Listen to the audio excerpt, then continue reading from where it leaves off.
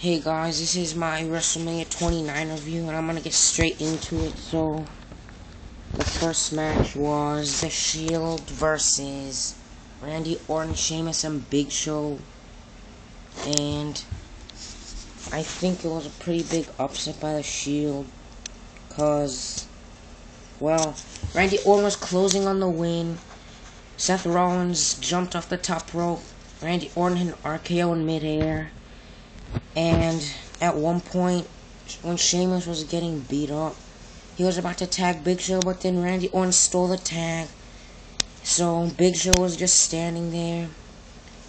And then Roman Reigns speared Randy Orton, and the Shield won. And then after the match, Big Show knockout punched Sheamus and Randy Orton, leaving them both knocked out. And he just walked away. So, the Shield is still undefeated. I really hated that match because I really wanted the other team to win. So, the next match is Mark Henry versus Ryback.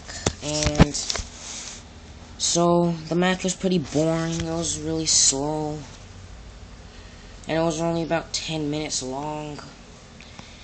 And in the end, Mark Henry won. Ryback was about to go for Shell Shock.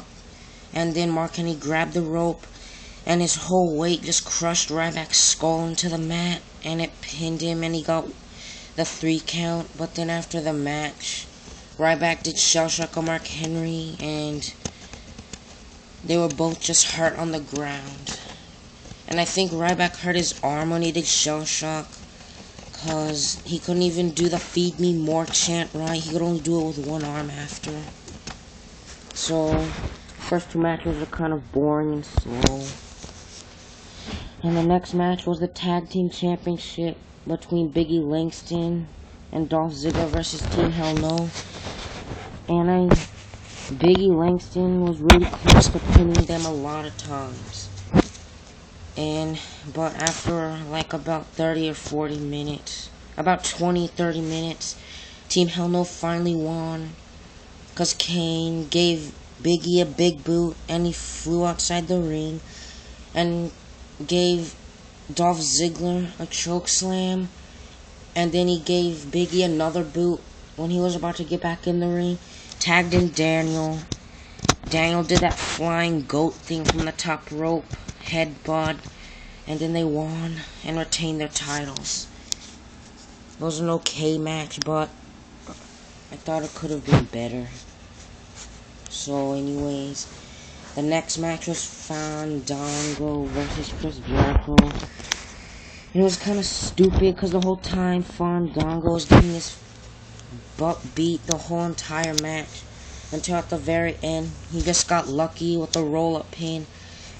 Because Chris Jericho was going for the walls, and you could tell he twisted his ankle or knee or something.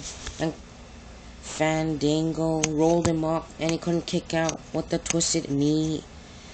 And Fandango won in his debut at WrestleMania. And yeah, the first 4 matches weren't that good until finally the 5th match, which was the World Heavyweight Championship between Alberto Del Rio versus Jack Swagger. And Jack Swagger was really close to winning twice. He got the ankle locked in, like in the middle of the ring, and for like 2 minutes, Del Rio looked like he was gonna tap, but he finally got to the rope like after 2 minutes. And then right after, he got the ankle lock again, and then Del Rio somehow countered with the cross arm breaker. But then Jack Swagger countered, he got to the ropes.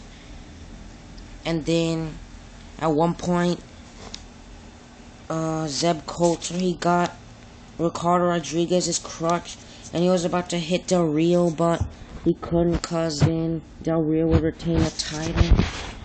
When Jack Swagger came behind him and hit him in the head, and then rolled him back in the ring. He only got a 2 count. Then he got the ankle locked in again, countered with cross arm breaker. Then he got out of it again, and then one more time he went for the cross arm breaker, and Jack Swagger finally tapped. So Del Rey is still the world champion. And it was a pretty good match. It was like 30 minutes or so. I think the pay-per-view was kind of boring up until that match, but that's just my opinion. But the next match, in my opinion, is the best match out of all of them. It's about 30 minutes long. I thought it would have been longer, but oh well. It was The Undertaker versus CM Punk, and it was pretty cool. Like,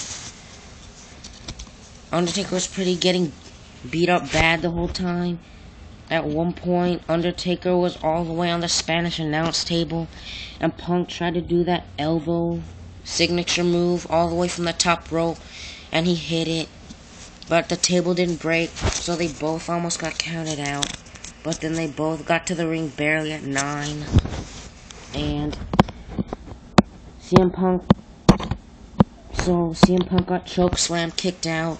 Then Undertaker was in control, did a leg drop.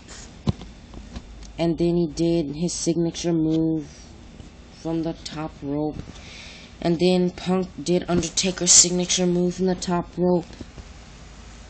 And he got chokeslammed again, kicked out. Then Punk was about to go for GTS, but he couldn't get his knee to his face. He only hit Undertaker's chest. Then Undertaker bounced off the rope, and as soon as he bounced off the rope, caught Punk, did a tombstone. Punk kicked out at 2.5. Then Punk, he tried to do Undertaker's roll his eyes back and the tongue thing, but he couldn't do it. So then he tried to do a GTS. He missed. Then actually he missed. Undertaker got out. I think he was about to do a power bomb on Punk, and then Punk hit the referee, so the referee's down. And Paul Heyman still has that urn that Paul Bearer was held.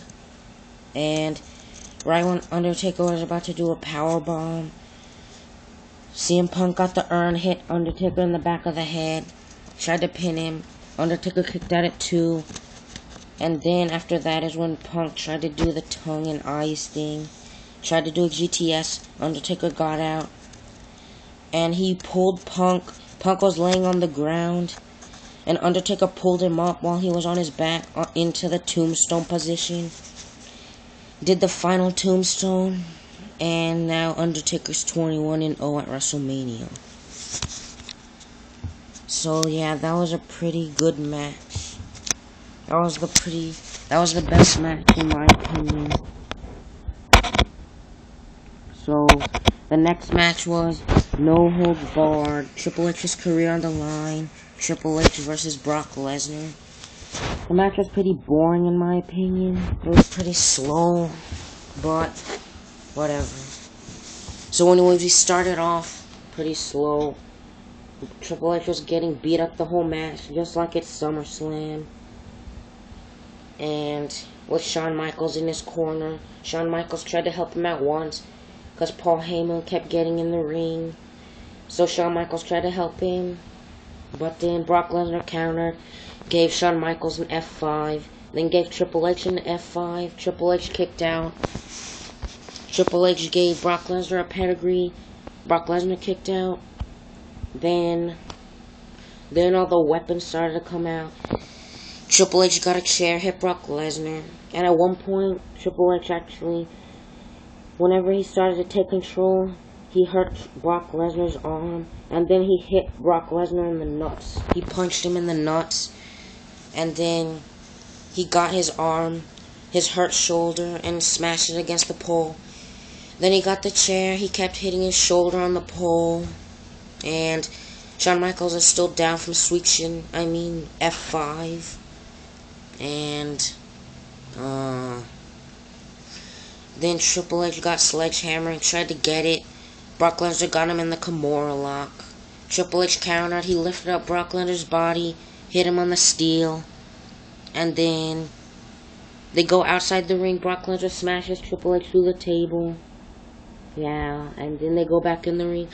And then Triple H actually stole Brock Lesnar's submission maneuver, and he actually did the Kimura lock on Brock Lesnar. He did it 3 times, like, Brock Lesnar picked his body up, smashed him on the steel. Triple H got up, locked in again, and then Brock Lesnar countered again. Triple H got it locked in a final time, and it looked like Brock Lesnar was gonna tap.